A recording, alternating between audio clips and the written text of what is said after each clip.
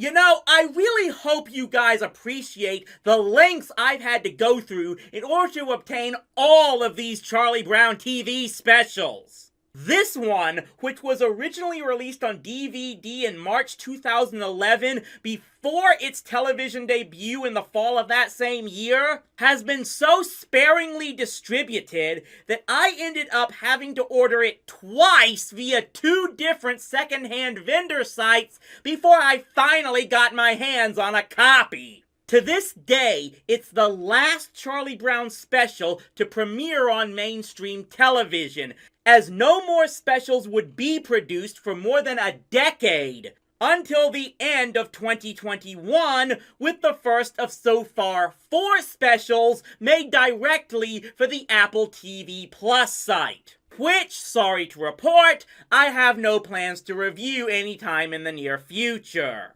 So, chronologically, this was the last Charlie Brown TV special ever made. Did the series go out with a bang or a whimper? Let's get into Happiness is a Warm Blanket, Charlie Brown. We open with, oh great, the neighborhood has gophers. Where's Bill Murray when you need him?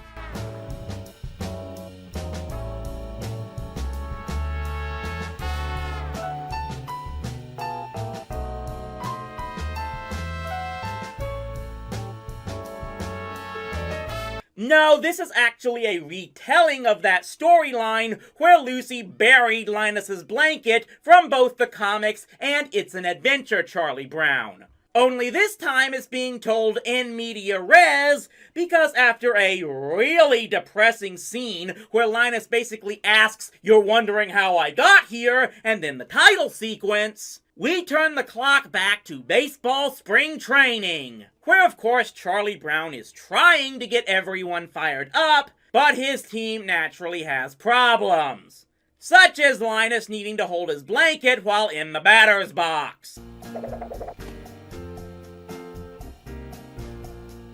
You and that stupid blanket. Schroeder, you do know who you sound like there, right?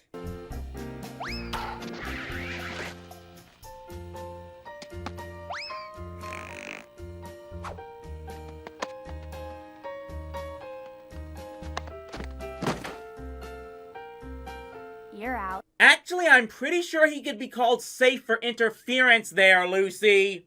It gets to the point where even Charlie Brown starts criticizing Linus's dependence on his blanket, and the first thing I will talk about is the setting and tone. As I said, it was chronologically the last TV special, and to my knowledge, the first one to be produced in 12:9 format. However, the animation style and the music both harken back to the older cartoons, and it is kind of a nice touch. Anyway, we then get a classic scene of Snoopy grabbing Linus by the blanket and dragging him through town before...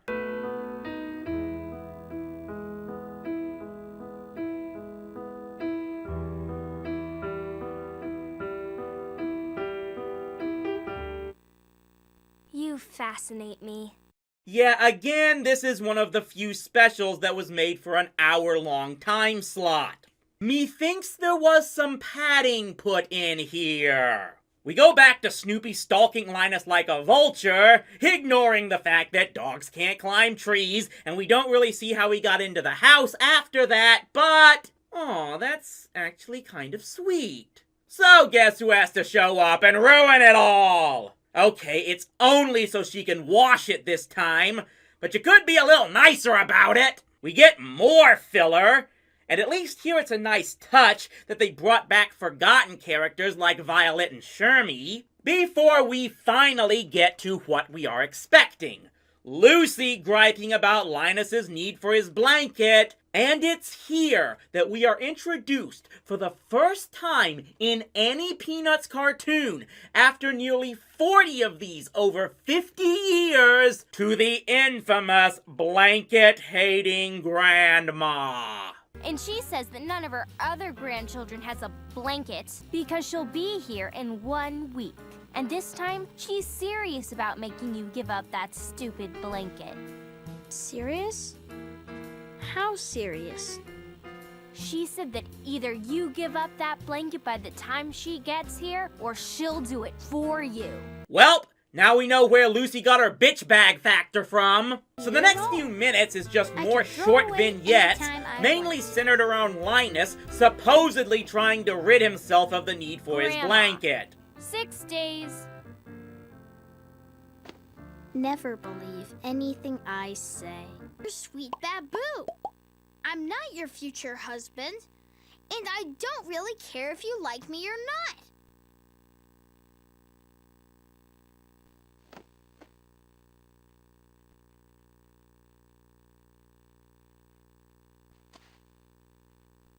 I look forward to the day when I'll understand girls. Every guy on planet Earth from 8 to 80 says the same thing. Meanwhile, we keep getting filler scenes left and right. It's like the whole special is a condensed version of a 90s anime series. You're a disgrace. No girl could ever like anyone as dirty as you. Girls like boys who are clean and neat and who keep their shoelaces tied. But there are a lot of things more important than just being clean. Note to self, recommend Lucy vs. Violet on Death Battle. Have no fear, little brother.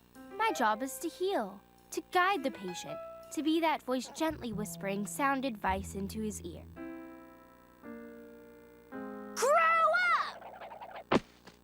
Yeah, do we all agree that Lucy clearly watches Dr. Phil? I thought so. So finally, more than 15 minutes into the show, Lucy starts getting proactive, like locking the blanket in the closet and forcing Linus to go without it.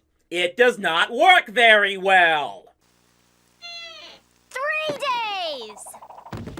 We then cut to another scene of Snoopy going after the blanket. But to be fair, it was only after Linus was against Snoopy using him for taxi service. And this involves them running through one of Charlie Brown's baseball games. Wait, then who's playing second for Chuck's team?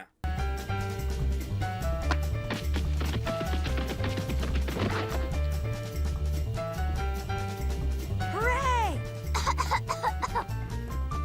Geez, are the umpires for this game Trey Parker and Matt Stone? Snoopy? Where is it? When I find you, I'll fix you good. Oh, why'd you have to go and use the word fix on a dog, Linus? All of this leads to that first series that was also used in It's an Adventure, where Lucy turns the blanket into a kite and it flies away. This story goes on for about the next 10 minutes as Linus starts writing letters to anyone and everyone asking to find his blanket. And here's one part where a filler scene is a bit of a nice touch, as we essentially get a clip show of many other historically famous gags and strips, including a shout out to the very first Charlie Brown strip itself.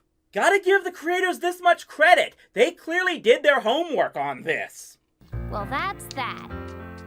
What? Grandma's coming this afternoon, so I thought I'd help you cure yourself of that stupid habit once and for all. What did you do? I buried it. You buried my blanket? And that's how we ended up here. And just like last time, of course it's Snoopy that finds the blanket. Though here it's a bit more dog-like method than using a divining rod.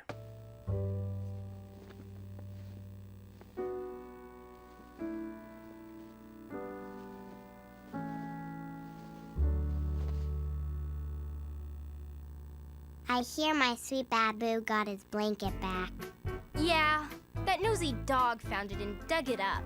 I don't care anymore. From now on, I'm through trying to help people. Girl, you have a real messed up idea of what helping people entails. This, of course, leads to Linus and his blanket causing more trouble for the rest of the kids, though again, it's really all Snoopy's fault. And everyone starts getting on his case again, and this is where Linus has finally had enough. I need my blanket! I admit it! Look at all of you! Who among among you doesn't have an insecurity? Who among you doesn't depend on someone or something to help you get through the day? Who among you can cast the first stone? How about you, Sally? You with your endless sweet baboos. Or you, Schroeder? You with your Beethoven, Beethoven, Beethoven. And you, Lucy. Never leaving Schroeder alone. Obsessing over someone who doesn't care if he ever sees you again. What do you want? Do you want to see me unhappy? Do you want to see me insecure? Do you want to see me end up like Charlie Brown?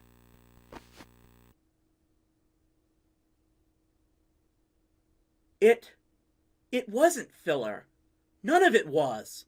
It was all set up for this. It was right in front of our noses and we never even saw it. I was so blinded by years of watching so many Charlie Brown specials that were padded with scenes and gags that had no purpose to the main story. I just assumed that was the case here. But it wasn't. Every single scene here had a purpose to all tie back to this climax. It once again shows how Linus is still and always has been the most introspective and wisest character in the entire Peanuts universe. Not in spite of his childish dependence on a strip of cloth, but pretty much because of it. It's what keeps him hopeful. It's what keeps him from not becoming bitter and jaded like so many others. He refuses to give up his blanket because he refuses to give in to all of the misery and sorrow and harsh cruelty of adulthood because he believes it shouldn't have to be that way. It's because life is about choices, that you can choose to be happy or miserable with your life's decisions. And too many people choose to give up happiness as they grow up, and he defiantly chooses not to. And not only is Linus now able to confront his friends on the matter, he finally has the courage to confront the blanket-hating grandma herself, going so far as to compare his dependence on his blanket to her dependence on coffee. Who thought to hire someone to write something that deep in a post-Schultz Charlie Brown special? This thing was co-written by Stephen Pastis, the creator of Pearls Before Swine? That explains everything! No more fights over my blanket. No more arguments. She really thought she could make me get rid of it. Actually, I was sorry to see her go. I'm going to miss the thrill of the chase. Grandma?